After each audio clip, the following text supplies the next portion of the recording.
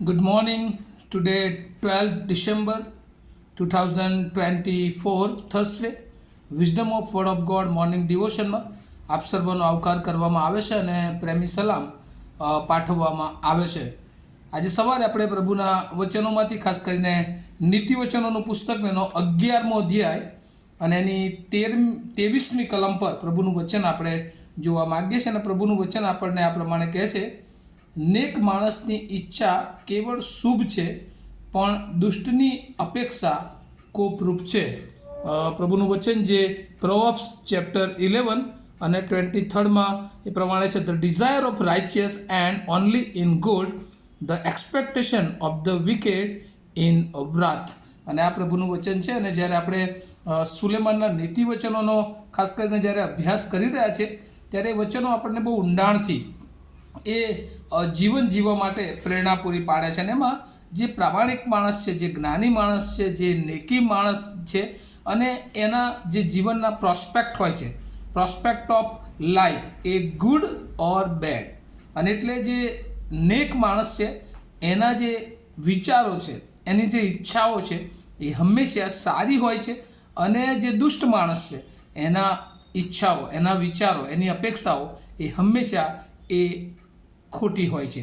અને આજે સવારે પ્રભુનું વચન આપણને એ પ્રમાણે કહે છે કે ઈશ્વરના માર્ગમાં ચાલવું, ઈશ્વરની બીક રાખવી એ કેમ એ માણસના માટે જરૂરી છે, કેમ ઈશ્વરનું જ્ઞાન એ જરૂરી છે. અને સુલેમાન જ્ઞાની કે જેને ઈશ્વરે પોતાનું જ્ઞાન, વિઝડમ આપ્યું, અને ત્યાર પછી એ આટલા બધા વર્ષોના અનુભવ પછી એ પોતાના જ્ઞાનની સાથે ઈશ્વર સાથેનું જે જીવન જીવ્યા, અને ત્યાર પછીના એ અનુભવોમાં એ વ્યક્તિગત જે નીતિવચનો પોતાના જીવનમાં અસર કરી ઈશ્વરના વચનો, અને એના આધારે લખવામાં આવ્યું છે. ને એમાં સૌથી જે મહત્ત્વની વાત 11મો અધ્યાય એની 23મી કલમ, કે નેક માણસ, જે જ્ઞાની માણસ છે, જેનામાં ઈશ્વરની બીક છે, જેના જીવનમાં ભય છે ઈશ્વરનો, એની ઈચ્છા કેવળ એ શુભ હોય છે. એનો મતલબ શું કે એ હંમેશા સારી વિચારધારામાં, સારી દિશામાં, જે દેવને ગમે છે એ દિશામાં એ આગળ વધે છે. અને આ કેવી રીતે આવે તો કહે છે કે ખાલી ઈશ્વરની બીક અને ભયમાં જીવન જીવવું એટલું જ નહીં, પણ રોજે રોજ એની સાથેની હાજરીમાં રહેવું, પ્રાર્થનામાં રહેવું, પ્રભુના વચનો નિયમિત રીતે વાંચવા, અને હંમેશા પ્રભુને ગમે છે એવા કાર્યોને માટે પોતાના જીવનને તૈયાર રાખવું. અને એમ કરતાં કરતાં એ જ્ઞાની માણસના હૃદયની ઈચ્છા હંમેશા એ સારું કરવાને માટે એ ઈશ્વર સતત એને બળ આપે છે. અને એટલે અહીંયા લખવામાં આવ્યું છે કે નેક માણસની ઈચ્છા કેવળ એ શુભ હોય છે.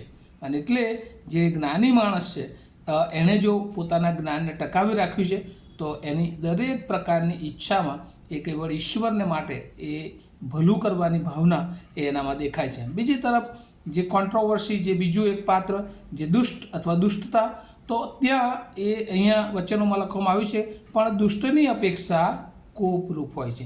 એ હંમેશા એ બીજાઓને નુકસાન, પોતાને તો નુકસાન કરે જ છે, પણ એના જીવન દ્વારા હંમેશા એ બીજાઓને નુકસાન થાય છે. પ્રભુના એક મહાન સેવક બિલી ગ્રેહામ, જેઓ પોતાના એક પુસ્તક ટેકરીઓનો સાથ, અને એમાં એક સુંદર ઉદાહરણ એ લખતા હતા કે પોતાના જીવનને ઈશ્વરની ઈચ્છામાં અથવા તો આત્મિક જીવનમાં એ આગળ વધારવાને માટે અથવા આગળ રહેવાને માટે શું કરવું જોઈએ. અને એમણે એક સુંદર ઉદાહરણ ત્યાં નોંધ્યું હતું, કાળી બિલાડી અને ધોળી બિલાડી. કે છે કે એકવાર મેં કાળી બિલાડી અને ધોળી બિલાડીને ઝઘડાવી, અને કહે છે કે એમાં એ કાળી બિલાડી થોડી બળવાન હતી, અને એટલા માટે એ ધોળી બિલાડી પર વિજય મેળવ્યો. અને પછી મેં વિચાર્યું કે હવે આ ધોળી બિલાડીને હું કાળી બિલાડી કરતાં ખોરાક વધારે આપું. અને પછી એમણે એ પ્રયત્ન કર્યો, અને કાળી બિલાડીને થોડોક ઓછો ખોરાક આપ્યો અને ધોળી બિલાડીને વધારે ખોરાક આપ્યો. અને પછી થોડા વખત પછી એ ફરી બંનેને ઝઘડાવી, અને કહે છે કે હવે શું થયું હશે, તો કહે છે કે ધોળી બિલાડી જીતી. કેમ જીતી? કારણ કે એને જે મળતું પોષણ હતું એ વધારે એ કાળી બિલાડી કરતાં આપણે આપ્યું, અને એટલે એ બિલાડી પર, જે કાળી બિલાડી હતી એના ઉપર વિજય પ્રાપ્ત કર્યો. અને એવું જ એ બંનેના એ સિમ્બોલ આપીને ભાઈ કાળી બિલાડી એ દુષ્ટતાનું જીવન છે. જો તમે દુષ્ટ બાબતો એ વધારે તમારા જીવનમાં એ તરફ પ્રેરાવશો તો તમે વધુને વધુ એ શૈતાનના માર્ગમાં આગળ જતા જાઓ છો. પણ જો તમે આત્મિક જીવનમાં આગળ વધવા માગો છો તો ઈશ્વરની ઈચ્છા શું છે એ રોજ શોધવાનું, પવિત્ર શાસ્ત્ર બાઇબલને રોજ વાંચવાનું, પ્રાર્થના કરવાનું અને સારા કાર્યો જે ઈશ્વરે સૂચવ્યા છે એને માટે આપણા જીવનને હંમેશા એ તૈયાર રાખવી જોઈએ. અને પ્રભુ આપણને આ પૃથ્વી પર શું ઈચ્છા રાખે છે. પ્રભુ ઈસુ ખ્રિસ્ત આ મહિનામાં આપણી મધ્યે આવ્યા અને પ્રભુ ઈસુ ખ્રિસ્તનું જીવન શું હતું? દેવની ઈચ્છાને પરિપૂર્ણ કરવી. અને જ્યારે વધસ્તંભ પરનો કપરો સમય આવ્યો ને ત્યારે પણ ઈશ્વરે એ કીધું મારી ઈચ્છા નહીં પણ પ્રભુ તારી ઈચ્છા પરિપૂર્ણ થાવ. અને આજે સવારે આપણા બધાના જીવનને માટે ઈશ્વરના ખાસ આયોજનો છે, દોરવણી છે, કૃપા છે અને ઈશ્વરની ઈચ્છા એ જ છે કે આપણા જીવનો દ્વારા દેવને માન, મહિમા અને ગૌરવ મળે. અને આજે સવારે પ્રભુ આપણા જીવનોને એવા બનવા દે કે આપણા હૃદયની બધી જ ઈચ્છાઓ એ દેવને માન આપનારી હોય, દેવના કાર્યને માટે હંમેશા ઉત્સાહપૂર્વક એ આગળ વધનારી કાર્ય કરનારી હોય અને દુષ્ટતાની દરેક બાબતોને આપણા જીવન દ્વારા આપણી ઈચ્છાઓ આપણે એને કંટ્રોલમાં લઈએ અને દબાવી દઈએ. અને એના માટે રોજે રોજ પ્રભુની હાજરીમાં રહેવું, પ્રાર્થનાનું જીવન બનાવવું, આત્મિક જીવન, વચનોનું જીવન, અને એ જીવનમાં જ્યારે આપણે જીવન જીવીએ છીએ ત્યારે પ્રભુ ચોક્કસ આપણને એની ઈચ્છા પ્રમાણે જીવન જીવવાનું, નેક અને પ્રામાણિક જીવન જીવવા માટે કૃપા આપે છે.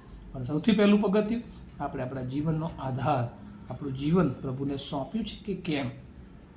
આ નાતાલે આજથી 2025 વર્ષ પૂર્વે પ્રભુ જન્મ્યા હતા અને હવે આપણા જીવનમાં એ 2024 નાતાલ પ્રભુ આપી રહ્યા છે. અને આપણા હૃદયમાં શું પ્રભુ ઈસુ એ આટલા બધા વર્ષો આપણે પૃથ્વી પર ગાળ્યા છે એ જન્મ્યા છે કે કેમ? જો નથી જન્મ્યા તો પછી અંદર જો હૃદયમાં ઈસુ નથી તો આપણા વિચારો એ ઈશ્વરને ગમતા નીકળી શકતા નથી. એટલે આજે સવારે પ્રભુ આપણને એ આહ્વાન આપે છે કે આપણે પ્રભુના માર્ગમાં આપણા જીવનને, આપણા હૃદયને એ તૈયાર કરીએ અને પ્રભુને આવકારીએ અને પ્રભુ ઈચ્છે છે એ પ્રમાણે જીવન જીવન માટે આપણા જીવનને તૈયાર કરીએ. પ્રાર્થના કરીએ.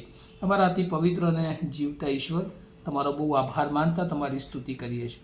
આજનો દિવસ આપ્યો પ્રભુ, તમારી ઈચ્છા પ્રમાણે જીવન જીવવા માટે તમે અમને તૈયાર કરો અને દુષ્ટતાની દરેક બાબતોથી પ્રભુ મારા જીવનોનું રક્ષણ કરો અને એ માર્ગ તરફ ન જઈએ પણ હંમેશા અમે આત્મિક રીતે વૃદ્ધિ પામી તમારા આજ્ઞાંકિત બાળકો બનીએ એવી કૃપા માગતા, વચન સાંભળનાર સર્વને માટે આશીર્વાદ માગતા મારી પ્રાર્થના ઈસુ પ્રભુના નામમાં સાંભળો અને તેનો સ્વીકાર કરો.